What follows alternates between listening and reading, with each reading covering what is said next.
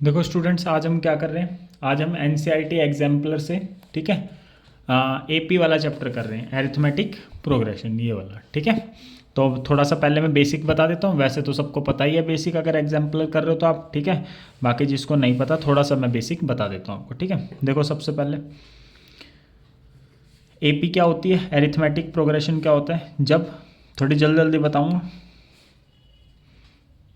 जैसे देखो, सब में इसमें गैप दो का है, इसमें गैप दो का है, इसमें गैप दो का है, इसमें भी दो गैप का गैप है, और इसमें भी दो का गैप है, ठीक है।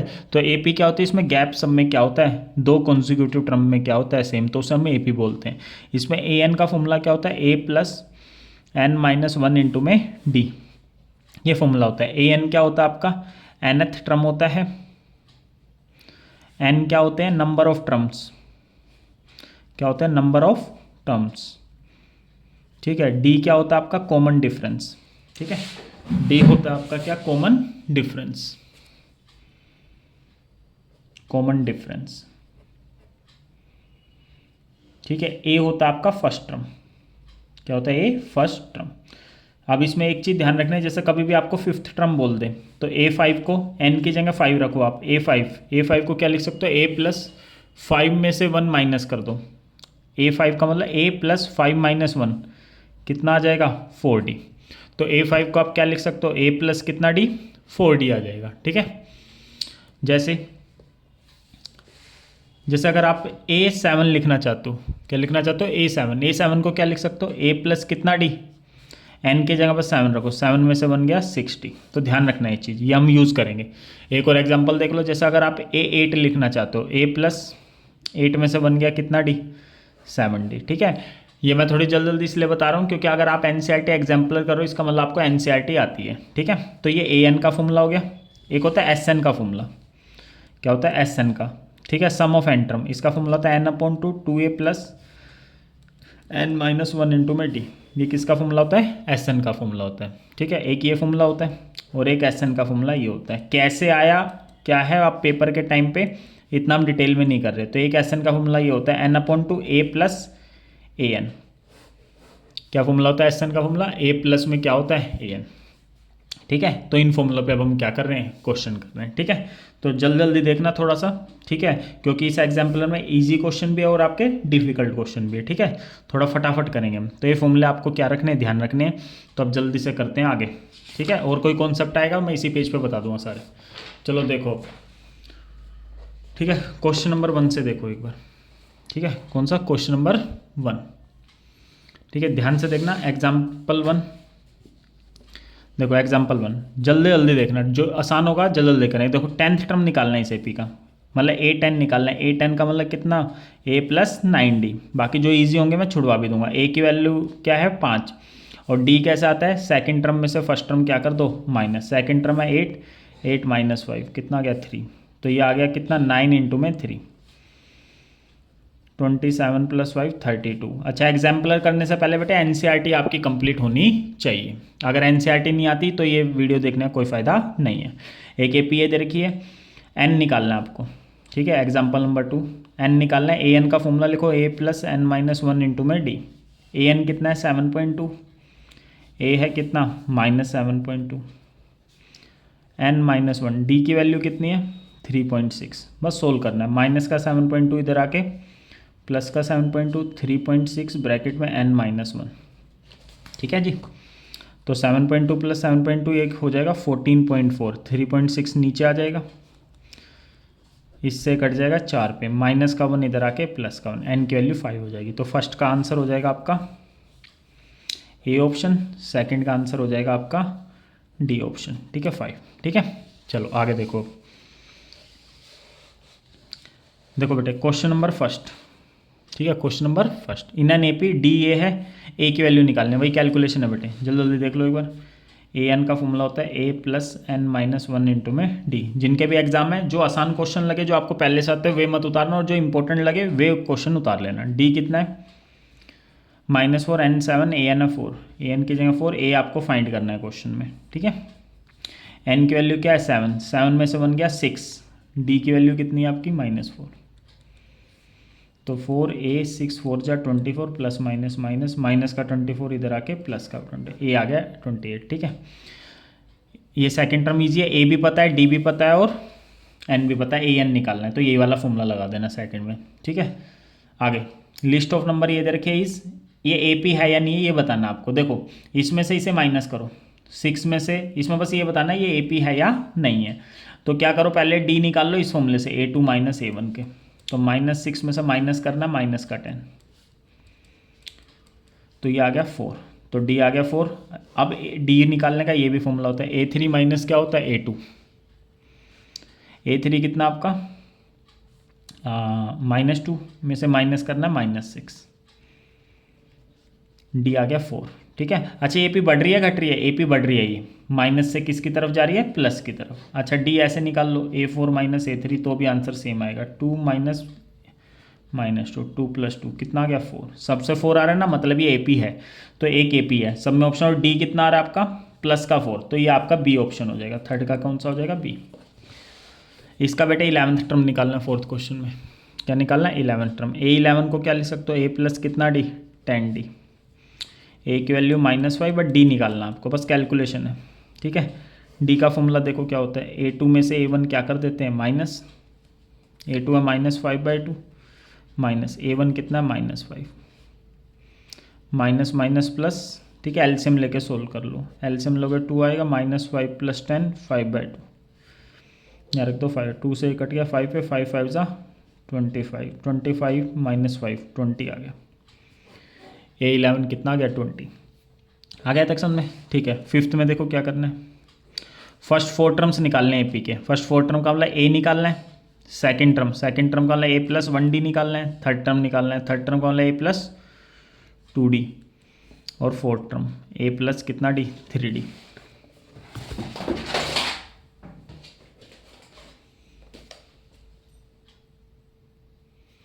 ठीक है, A4 का मतलब A + 3D ये निकालना है। तो बस फर्स्ट टर्म है -2, फर्स्ट टर्म कितना है -2, कॉमन डिफरेंस कितना है, ये भी -2 है, तो A + 1D -2 + 1 इंटू में -2, सोल्व करोगे -4 आ जाएगा, फिर -2 D की जगह -2, ये आ जाएगा -6, ऐसे ही आ जाएगा -8, निकाल के देख लेना। तो फिफ्थ हो गया आपका, आसान क्वेश्चन है। तो क्या आंसर हो गया इसका, इसका हो जाएगा आपका ये सी ऑप्शन हो जाएगा, क्या ऑप्शन हो जाएगा, सी। नेक्स्ट आगे देखो, देखो बेटे next question 6th, the 21st term of n A P, 21st term निकालना है। 21st का मतलब A + कितना D 20D, फर्स्ट 2 टर्म दे रखे हैं, फर्स्ट 2 टर्म ये दे रखे हैं, तो A की जगह -3 रख दो, D निकाल लो, A2 में से A1, 4 में से माइनस करेंगे -3, तो 7 आ जाएगा, तो -3 + 140 कितना गया 137। सेवन्थ क्वेश्चन, सेकंड टर्म कितना है 13, A2 कितना है 13, A2 को लिख सकते हैं A + 1D, फिफ्थ टर्म है 25। ठीक है, ये इक्वेशन 1 बन गई। फिफ्थ टर्म कितना है 25, फिफ्थ टर्म को लिख सकते हैं A + 4D, कितना है 25, ये इक्वेशन 2 बन गई। इक्वेशन 2 में से इक्वेशन 1 क्या कर दो माइनस, तो यहाँ से D की वैल्यू आपकी आ जाएगी 12 में, D की वैल्यू 4 आ जाएगी, A की वैल्यू 9 आ जाएगी। ठीक है, तो सोल्व कर लेना, निकालना है कि आपको 7th टर्म निकालना है, क्या निकालना है 7th टर्म। 7th टर्म होता है A + 60, A की जगह 9 रख दो, D की जगह 4 रख दो, 6 चौक 24 और 9 33 आपका क्या आ गया आंसर। ठीक है, आगे देखो, which term of the AP is 210, कौन सा टर्म क्या है 210 है, ये भी NCERT टाइप के क्वेश्चन है। ठीक है, तो AN कितना है, AN का फॉर्मूला लगा दो, A + n - 1 इंटू में D, AN की वैल्यू कितनी है 210, A की वैल्यू 21, n - 1, n निकालना है, विच टर्म बोल देना कभी भी, विच टर्म तो मतलब n निकालना है, ध्यान रखना। D की वैल्यू 42 में से 21 माइनस करोगे कितना आएगा 21। ठीक है, प्लस का 21 इधर आके माइनस का 21 ब्रैकेट में n - 1, तो इसमें से माइनस करोगे कितना आएगा 189, ये 21 ऊपर है नीचे, माइनस का 1 इधर आके प्लस का 1, n की वैल्यू कितने आ गई 10 आ गई। ठीक है, अब देखो ये तो NCERT के क्वेश्चन हो गए सारे के सारे।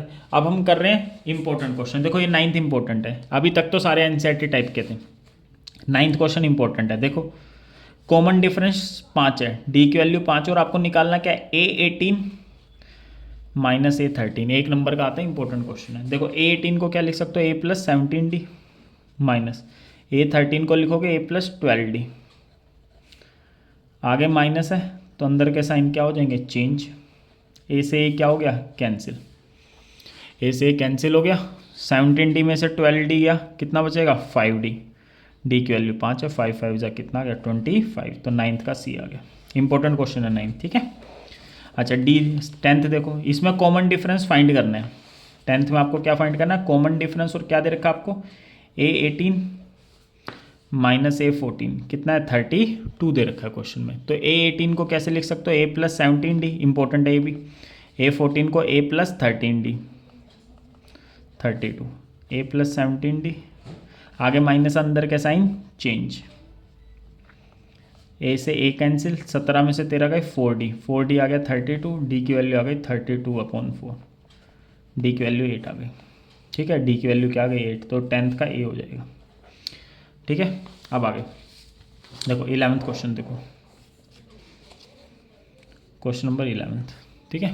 देखो 11th में क्या करें, दो एपी है, उनका सेम कॉमन डिफरेंस है। फर्स्ट एपी है उसका भी कॉमन डिफरेंस, फर्स्ट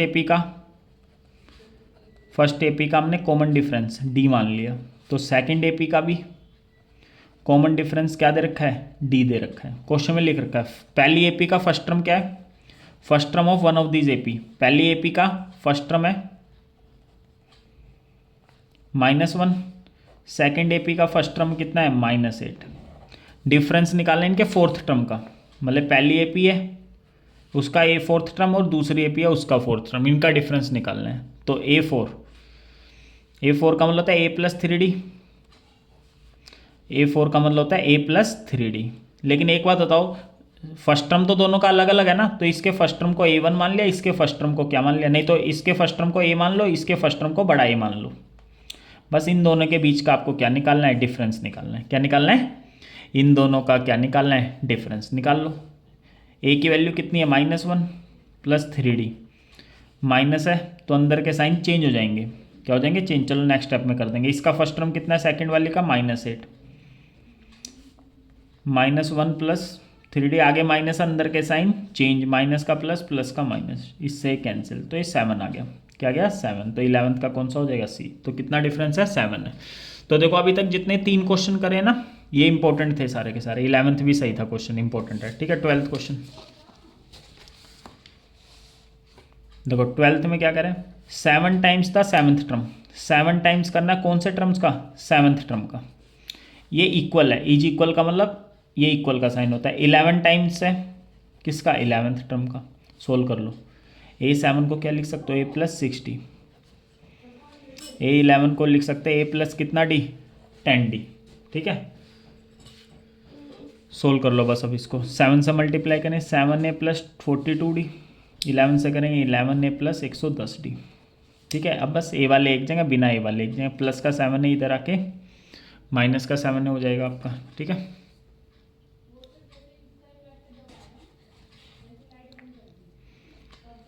ठीक है, प्लस का 110D इधर आके माइनस का, तो ये आ जाएगा, माइनस करोगे -68D, ये आ गया 4A।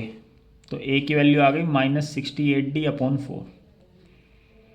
तो A = आ गया -17D। अब क्वेश्चन में क्या दे रखा है, देन इट्स 18th टर्म निकालना। आपको कौन सा टर्म निकालना है, 18th टर्म।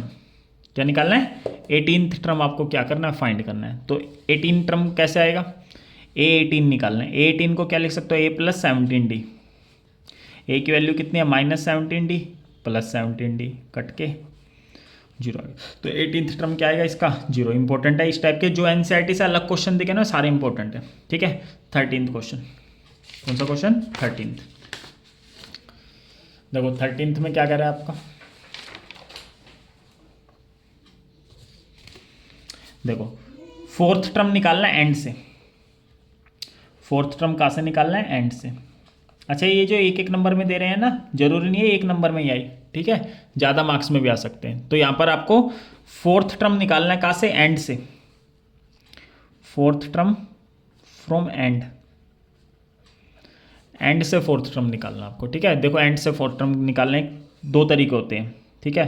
फर्स्ट मेथड में कुछ नहीं करते, इस एपी को ना उल्टा करके लिख देते हैं, ठीक है। कैसे, 49 है, -11 -8 -5, ठीक है। तो 49 से पहले बताओ क्या आएगा, प्लस से माइनस की तरफ जा रही है, तो 49 से पहले आएगा 46, ठीक है। ये खुद दिमाग लगाना पड़ेगा। फिर आएगा क्या, 43। तो अब निकाल लो, फोर्थ टर्म निकालना है, इस एपी को उल्टा करके आप फोर्थ टर्म निकाल लो। A4 को क्या लिख सकते हैं, A+3D। ए की वैल्यू है 49, डी की वैल्यू निकाल लो। 46 में से 49 क्या कर दो, -3 आएगा। अच्छा, अगर मान लो आप ये नया भी लिख पाते तो भी कोई दिक्कत नहीं थी। कैसे, इसमें से माइनस कर दो, मतलब कि पीछे वाले टर्म में से पहले वाला टर्म बस क्या कर दो, माइनस। तो -8 में से क्या माइनस कर दो, -11, माइनस माइनस प्लस, ठीक है बेटे। दो बेटे, यहाँ थोड़ा गलत लिख दिया मैंने, ठीक है। यहाँ क्या आएगा, 49, ठीक है। फिर क्या आएगा, -5 -8 -11, ऐसे आएगा। तो -8 में से क्या माइनस करेंगे, -5, माइनस माइनस प्लस, तो -8 + 5 तो कितना आएगा, -3। कैसे भी निकाल लो, डी क्या आएगा, सेम ही आएगा, ठीक है। तो बस 3 3 जा 9, -9 हो गया, 40 आंसर आ गया। तो fourth term from the end क्या हो गया, 40 आंसर हो गया। इंपॉर्टेंट ए वाला भी, ठीक है। ये ऐसा क्वेश्चन एनसीईआरटी में भी है। तो ये आपका 40, 13 का भी। अब सेकंड मेथड देखो इसका, क्या देखो इसका, सेकंड मेथड, ठीक है। देखो सेकंड मेथड कैसे होता है, ठीक है। सेकंड मेथड देखो सेकंड मेथड में सेम ऐसे ही लिख लो, एपी जैसे थी। इसमें उल्टा करने की जरूरत नहीं है आपको। इसमें सबसे पहले हम एन निकाल लेंगे। एन का मतलब नंबर ऑफ टर्म, इस एपी में कितने टर्म है, तो निकाल लो number of term. A N है 49, ए की वैल्यू -11, डी की वैल्यू इसमें से इसे माइनस करो। देखो डी यहाँ पर उल्टा करने पे -3 आ रहा था ना, सीधा करने पे +3 आएगा, नहीं तो निकाल के देख लो। डी A2 में से A1 क्या कर देते हैं, माइनस माइनस प्लस, तो 3 आ गया। माइनस का 11 इधर आके +11, 3 ब्रैकेट में n-1 हो गया 60/3 n-1, माइनस का 1 इधर आके प्लस का 1, n की वैल्यू हो गई 21। क्या हो गया, n की वैल्यू 21, ठीक है। अब आपको क्या निकालना है, fourth term from the end. तो एंड से निकालना है, क्या फॉर्मूला होता है, टोटल में से क्या माइनस कर देते हैं। देखो कोई भी नंबर अगर एंड से है तो स्टार्टिंग वाले से निकालने का क्या फॉर्मूला होता है, टोटल में से एंड वाला माइनस कर देंगे, प्लस क्या कर देंगे 1। ये +1 क्यों करा अभी समझा देता हूँ, ठीक है। तो स्टार्टिंग से कौन सा टर्म बनेगा, टोटल है 21 टर्म, एंड से कौन सा है, कौन सा निकालना था एंड से, फोर्थ टर्म, +1। तो 21 में 4 के 17 और 1 18। तो आपको कौन सा टर्म निकालना है, 18th टर्म निकालना है। A+17D, ए की वैल्यू कितनी है, -11, डी की वैल्यू कितनी निकाली थी आपने, 3। आंसर वही आएगा, कितना आंसर आ गया, 40। 18th टर्म कितना आ गया, 40 आ गया इसका, सही है भाई। तो मतलब ठीक है, तो मतलब जो फोर्थ टर्म होगा एंड से, वही 18th टर्म होगा किससे, स्टार्टिंग से, ठीक है। अच्छा, अब ये +1 क्यों करा, देखो ध्यान से। जैसे मान लो ये 6 बच्चे हैं, ठीक है, मान लो 8 बच्चे हैं ये, इसका देखो पीछे से कौन सा नंबर है जी, पहला दूसरा, पीछे से दूसरा है। ये 8 बच्चे टोटल, 1 2 3 4 5 6 7 8 बच्चे हैं। लेकिन अब इसका स्टार्टिंग से नंबर गिनो, क्या आएगा, पहला दूसरा तीसरा चौथा पांचवा छठा सातवां आया, ठीक है। वैसे तो 8 बच्चे थे, अब सम करोगे तो कितना हो गया, 9 हो गया। ये तो 9 क्यों हुआ, क्योंकि ये जी एक बार यहाँ पे काउंट हो गया, एक बार यहाँ, तो 1 माइनस करना पड़ेगा ना, ठीक है। मतलब टोटल स्टूडेंट निकाल लो, तो टोटल स्टूडेंट कैसे निकाल लेगा, इसकी जी के पीछे से पोजीशन क्या है, एंड से पोजीशन, प्लस में जो स्टार्टिंग से पोजीशन है, ठीक है। और एक क्या करना पड़ेगा, माइनस। अब तुम हो गए यहाँ क्यों प्लस किया, यहाँ कुछ नहीं, बस आपने स्टार्टिंग वाला निकाला है। ये स्टार्टिंग का कैसे आएगा, प्लस का एंड इधर आके माइनस का एंड, माइनस का 1 इधर आके प्लस का 1, तो स्टार्टिंग वाला आएगा। यही तो फॉर्मूला लिखा है मैंने, और जिसको नहीं समझा याद रखना, पीछे से कोई नंबर होता है ना, तो स्टार्टिंग से निकालने का ये फॉर्मूला होता है, ठीक है। तो ये हो गया। नेक्स्ट क्वेश्चन दो बेटे, 14th क्वेश्चन में famous method as finding the sum of first 100 natural number. मतलब कि sum of first 100 natural number निकालने का फॉर्मूला किसने दिया था, ये थे, बस ये ध्यान रखना, ठीक है। गूगल वगैरह कर लेना, वहाँ से पता लग जाएगा, ठीक है। 15 first term of N AP कितना है -5, डी की वैल्यू कितनी है 2। ये तो आसान क्वेश्चन है बेटे, ये आसान है, ये खुद कर लेना, जो आसान है वो खुद कर लेना। ए की वैल्यू -5 है, डी की वैल्यू 2 है। जिसको NCERT अच्छे से आते हो छोड़ भी सकता है ये क्वेश्चन, ठीक है। जो मैं इंपॉर्टेंट बोल रहा हूँ बस वे कर लेना। सम ऑफ फर्स्ट 6 टर्म S6 निकालना है। अच्छा, अब SN का फॉर्मूला देखो क्या बताया था, n/2 2a plus n-1 into में डी, ये बताया था मैंने आपको फॉर्मूला। अगर S6 निकालना है तो 6/2 2a प्लस 6 में से बन गया 5d, आप डायरेक्ट ये लिख सकते हो। तो S6 को आप डायरेक्ट क्या ले, 6/2 2a plus 5d, value put कर देना, आंसर आ जाएगा, ठीक है। आगे 16th, ये भी आसान है। 16th भी S16 निकालना है। क्या निकालना है, S16 को क्या लिखोगे, 16/2 2a प्लस 16 में से बन गया 15d, बस a और d की वैल्यू रख देना, a की 10 है, d की -4 है। 17 SN कितना दे रखा है। अच्छा, एक SN का मैंने ये भी फॉर्मूला बताया था आपको, n/2 a प्लस an, तो यहाँ ये वाला लग जाएगा। 17 में a की वैल्यू 1 है, an 20 है, SN है 399, n की वैल्यू आ जाएगी ऐसे, 2 की इससे मल्टीप्लाई करोगे 399 इंटू में 2 बराबर में n, 20 और 1 21 हो गया। 21 ऊपर है, कहाँ जाएगा, नीचे, 21 से काट दो, ये 21 एकम 21, 18 बट गया 21 189 आ गया, n की वैल्यू आ गई 38, n की वैल्यू क्या आ गई 38, ठीक है। आगे सम ऑफ फर्स्ट 5 मल्टीपल ऑफ 3, आपको जोड़ना है किसको, 3 के 5 मल्टीपल, पहला मल्टीपल 3 का 3 ही होता है, फिर 6, फिर 9, फिर 12, फिर 15, इनका सम निकालना है, तो वैसे जोड़ देना, 15 12 57 36 42 और 3 45, ठीक है। बाकी फॉर्मूला भी लगा सकते हो, ठीक है। अब नेक्स्ट एक्सरसाइज, ठीक है बेटे, ये एक्सरसाइज हमारी कंप्लीट होगी। नेक्स्ट एक्सरसाइज देखो, ठीक है। नेक्स्ट एक्सरसाइज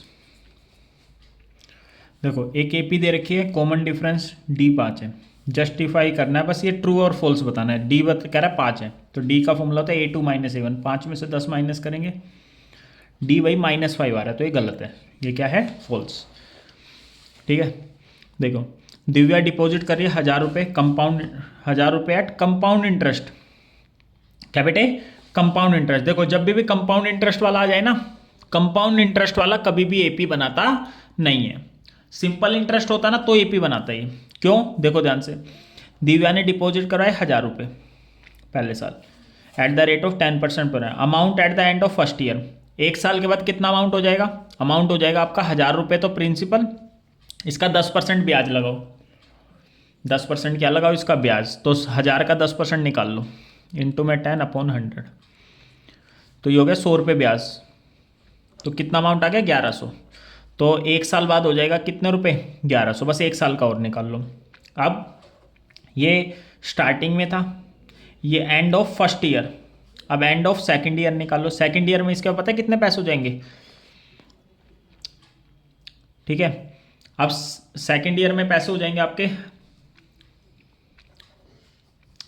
1100, तो ये है सेकेंड ईयर में। अब जो ब्याज मिलेगा ना आपको किस पे मिलेगा, 1100 पे मिलेगा, 1100 का 10% आता है 110, तो 1210 रुपये हो गया। अब देखो आपकी ये AP नहीं है, क्योंकि इन दोनों में कितना गैप है, 110 का, इन दोनों में कितना गैप है, इन दोनों में भी कितना गैप है, 100 नहीं सॉरी, इन दोनों में कितना गैप है, 100 का, सॉरी 100 का गैप है, लेकिन यहाँ कितना गैप है, 110 का, तो ये AP नहीं है। तो कंपाउंड इंटरेस्ट वाला ध्यान रखना, कभी भी वो AP बनाता नहीं है, सिंपल इंटरेस्ट वाला बनाता है। नेक्स्ट क्वेश्चन देखो,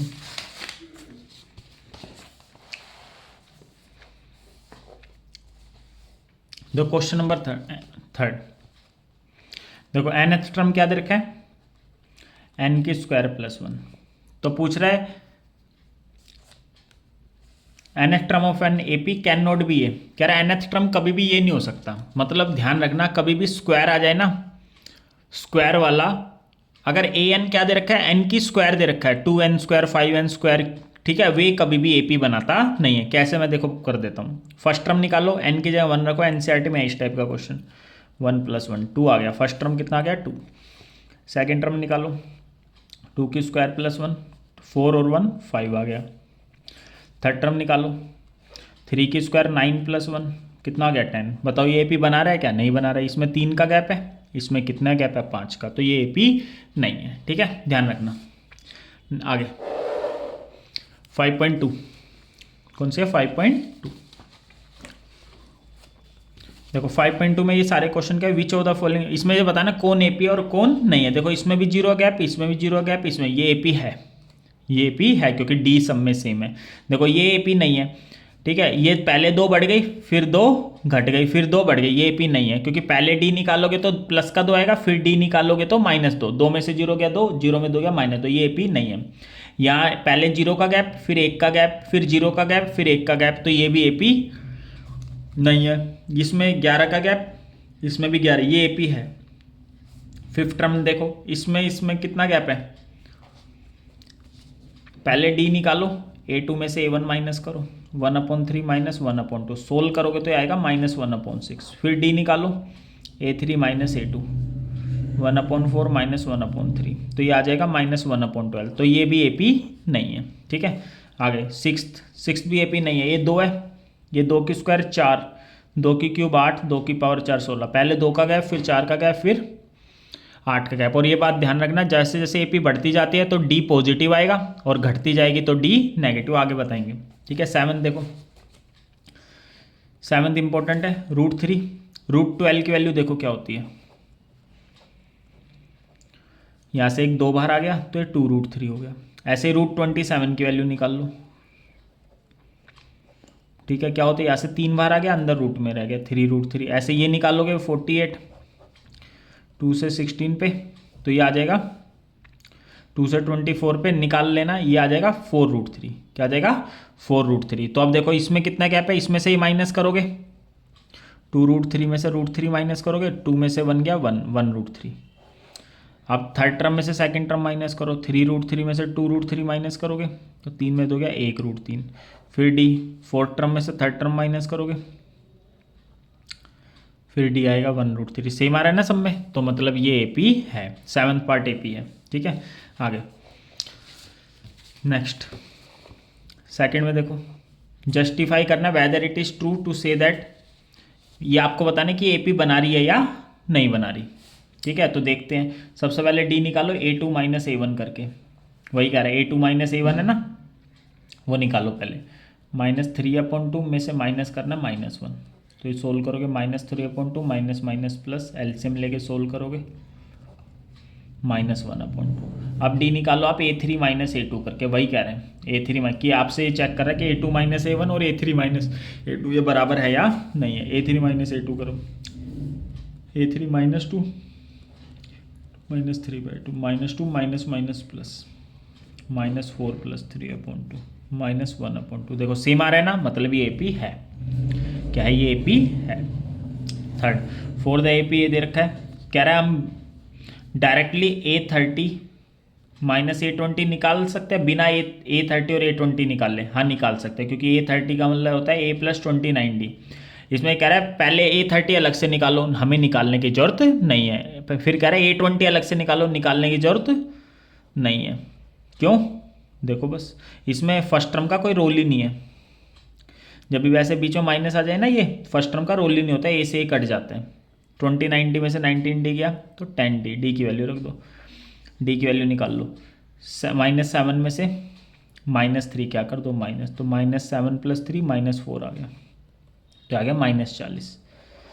ठीक है, तो हम डायरेक्ट भी A30 माइनस A20 निकाल सकते हैं बिना A30 और A20 निकाले। ठीक है, आगे देखो फोर्थ क्वेश्चन।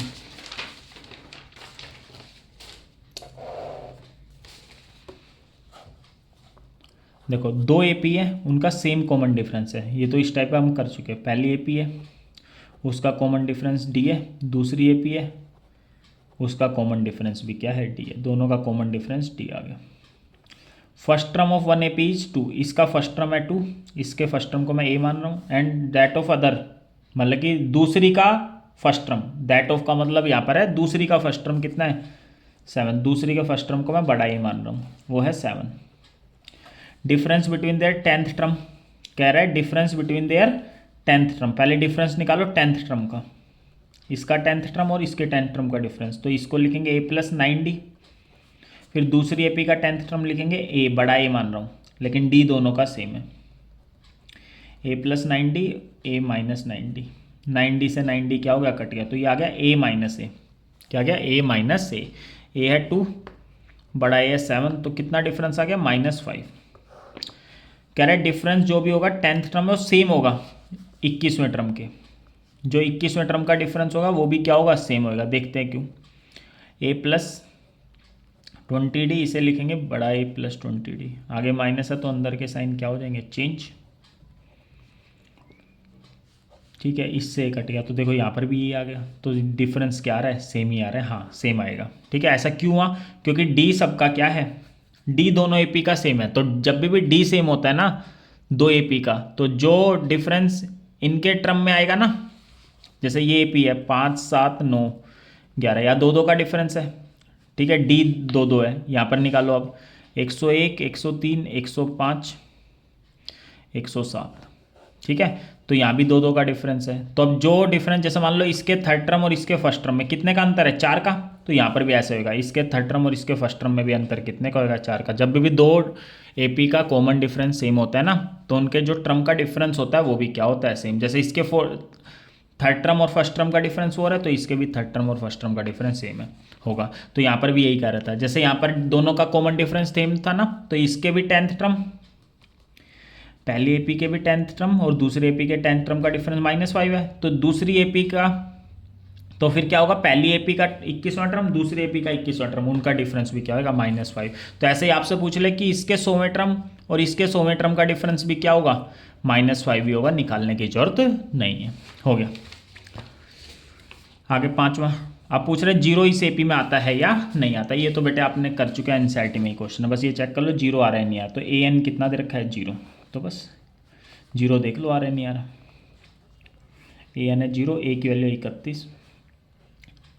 और बेटा आपको सिर्फ कॉपी में वही क्वेश्चन उतारने हैं जो आपको नहीं आते, जो एनसीईआरटी से अलग है, ठीक है, उनके सॉल्यूशन आप उतार लेना, क्वेश्चन मत उतारना, सॉल्यूशन उतार लेना। डी कितना आएगा, 28 में से 21 गया -3, प्लस का 31 इधर आके -31, -3 नीचे आ जाएगा, ये आ गया 31/3, माइनस का 1 इधर आके प्लस का 1, एन की वैल्यू आ गई 34/3, एलसीएम वगैरह लेके करें तो 11.33। अच्छा, एन की वैल्यू कभी भी पॉइंट में नहीं होती और नेगेटिव नहीं आती, एन की वैल्यू पॉइंट में आ रही है ना, मतलब ये जीरो इस एपी में आ नहीं रहा है, जीरो क्या नहीं आ रहा है, इस एपी में नहीं आ रहा, ठीक है, ध्यान रखना, जीरो इस एपी में नहीं आ रहा है। आगे 6th, taxi fare after each kilometre when the fair is 15 for the first, पहले किलोमीटर के 15 रुपये लगे आपके, फिर 8 लगे रहे हैं हर अगले किलोमीटर के, हर अगले किलोमीटर के कितने लगे, 8। तो सोचो आप 2 किलोमीटर चले, कितने चले, 2 किलोमीटर, तो 1 किलोमीटर चले तो 15 देने पड़ेंगे, 2 किलोमीटर चलोगे तो कितने देने पड़ेंगे, 23, 3 किलोमीटर चले तो कितने देने पड़ेंगे, 8 8 जोड़ते जाओ 31, 4 किलोमीटर चले तो 39। कह रहा है ये एपी नहीं बना रही, भाई बना रही है तो एपी, कैसे, 15 और 23 में 8 का गैप, इसमें भी 8 का गैप, इसमें ये तो बना रही है, लेकिन कह रहा है ऐसी एपी बनेगी नहीं, ये एपी नहीं बनेगी। ये तो क्या पहले किलोमीटर का किराया है, ये दूसरे किलोमीटर का किराया है, और आपको एक ही किसकी बनानी है, एपी किसकी बनानी है, टोटल फेयर की बनानी है, किसकी बनानी है, टोटल फेयर। आप मान लो 2 किलोमीटर चले तो 8 रुपये थोड़ा ना दोगे उसको, आप उसको क्या दोगे, पहले किलोमीटर के 15 रुपये, दूसरे किलोमीटर का 8, तो दूसरे किलोमीटर के क्या देंगे 23, तो टोटल फेयर की क्या बनेगी, एपी बनेगी, तो ये फॉल्स है, ठीक है भाई, ये क्या दे रखा है, फॉल्स, ठीक है। 7th क्वेश्चन देखो, 7th में क्या कह रहा है, in which of the following situation do the list of number involve form, बस बताना ये एपी बन रहे नहीं बनी। देखो, fee charge from a student every month, हर महीने कितने रुपए चार्ज कर रहे हैं, 400 by school for the whole session, when the monthly fees कितनी है, 400, हर महीने चार्ज कर रहे हो और मंथली फीस कितनी है, 400, तो 1 महीने 400, 2 महीने कितने हो जाएंगे, 800, 3 महीने कितने हो जाएंगे, 1200, तो 400 400 बढ़ रहे हैं, ये एपी बन रही है, क्या बन रही है, ये एपी बन रही है, ठीक है। अच्छा, कोई गड़बड़ लगे बेटे जल्दी के चक्कर में तो नीचे कमेंट पे लिख के बोल देना कि भाई यहाँ पर क्या हो गई, गड़बड़ हो गई, ठीक है। हो सकता है जल्दी मैं करा रहा हूँ पेपर के हिसाब से, हो सकता है एक आधा गलत भी हो जाए कैलकुलेशन वगैरह। Fee charge for every month by school from class 1 to 12th, van the monthly fees कितनी है, क्लास 1 की कितनी है, 250, और हर साल कितने बढ़ रहे हैं, मतलब हर क्लास के हिसाब से 50, तो फर्स्ट क्लास के 250, सेकंड क्लास के कितने होंगे 300, थर्ड क्लास के होंगे 350, तो कितने से बढ़ रही है 50-50 से बढ़ रही है ना, तो ये AP बन रही है, तो ये ट्रू है। Third, amount of money in the account over at the end of every year when 1000 रुपये डिपॉजिट, सिंपल इंटरेस्ट पर डिपॉजिट कराएं बेटे, किस पे, तो ये सिंपल इंटरेस्ट वाले AP बनाते हैं, कंपाउंड इंटरेस्ट वाले AP नहीं बनाते। तो पहले 1000, फिर 10% इसका ब्याज लगेगा, 1000 का 10% कितना 100, तो 1100 रुपये। सिंपल इंटरेस्ट में क्या होता है, ब्याज पे ब्याज नहीं लगता, हर बार ब्याज किस पे लगेगा, पहले वाले अमाउंट पे, किस पे लगेगा, पहले वाले अमाउंट पे। तो 1000 का 10% ब्याज 100 रुपये मिलेगा, तो 1100 में और 100 ऐड हो जाएंगे 1200, फिर 100 रुपये ब्याज मिलेगा, 1200 में और ऐड हो जाएगा 1300, हर बार 100 से बढ़ रही है ना, तो ये आपका क्या बना रही है AP। नंबर ऑफ बैक्टीरिया ने certain after each second when they are double हो रहे हैं हर सेकंड, क्या हो रहे हैं डबल, पहले 1 था, फिर डबल 2 हो गई, फिर 2 का डबल 4, 4 का डबल 8, 8 का डबल 16, तो ये AP नहीं है, यहाँ 1 का गैप या 2 का गैप या 4 का गैप या 8 का, ये AP नहीं है। ठीक है बेटे, ये है AP, ये AP नहीं है, ट्रू का मतलब है, फॉल्स का मतलब नहीं है। अच्छा 8वां वाला, जस्टिफाई करना है, ये nth टर्म दे रखा है, क्या दे रखा है nth टर्म, nth टर्म है 2n-3, देखो n की पावर नहीं है ना कुछ भी, तो ये AP बन जाएगी, ये AP बन जाएगी, लेकिन स्क्वायर वाले आगे ना ये AP नहीं बनेगी। देखो कैसे ये AP बने, फर्स्ट टर्म निकालो, तो फर्स्ट टर्म आ गया -1, सेकेंड टर्म निकालो, n की जगह 2 रख दिया बस, ये आ गया 4 - 3 1, फिर A3 निकालो, 2 × 3 - 3, ये आ गया 3, तो AP बन गई है, -1, 1 और 3 निकाल के देख लो, ये 2 कम हो गए, 2 बढ़ गई, फिर ये 2 बढ़ गई। ठीक है, अब अगला निकालोगे तो पक्का 5 आएगा, ये AP है, लेकिन ये AP नहीं होगी। कैसे, फर्स्ट n की जगह 1 रखो, 1 की स्क्वायर 1 और 3 5 8 आ गया, सेकंड टर्म में 2 की स्क्वायर 4 12 6 17 आ गया, 3 रखोगे 3 की स्क्वायर 9 32, 3 की स्क्वायर 9 32 आ गया। देखो यहाँ 9 का गैप, ठीक है, यहाँ 15 गैप हो गया, तो ये AP नहीं बना रहा। ऐसे ये वाला यहाँ 1 रख के देखो, ये भी AP नहीं बनाएगा। ठीक है बेटे, ये AP नहीं बनाएगा। जैसे फर्स्ट n की जगह 1 रखोगे तो 3 आ जाएगा, 2 रखोगे तो 4 और 2 6 7 आ जाएगा, 3 रखोगे 9 और 3 12 और 1 13। देखो यहाँ 4 का गैप, यहाँ 6 का गैप, तो स्क्वायर वाले सीधा देखते बनाते ना, AP बनाते नहीं है। लेकिन ध्यान रखना nth टर्म है ये, क्या है ये nth, लेकिन अगर SN हो जाए ना, AN की जगह क्या हो जाए SN, वो हमेशा AP बनाते हैं। ठीक है, अभी करेंगे SN वाले भी आएंगे। ठीक है, आगे यहाँ तक समझ में, आगे देखो, देखो अब नेक्स्ट कॉन्सेप्ट देखो, उसी फॉर्मूले वाले पेज पे लिखवा रहा हूँ मैं आपको। देखो इस फॉर्मूले वाले पेज पे देखो, कॉन्सेप्ट नंबर 2 लिख लो। देखो when 3 numbers are in AP, when 3 numbers are in AP, जैसे 3 नंबर AP में, ABC क्या है AP में है, तो क्या होगा, बीच वाले का दुगना पहले और तीसरे के सम के क्या होता है बराबर। ध्यान रखना, बीच वाले का डबल किसके बराबर होता है, पहले और तीसरे के सम के क्या होता है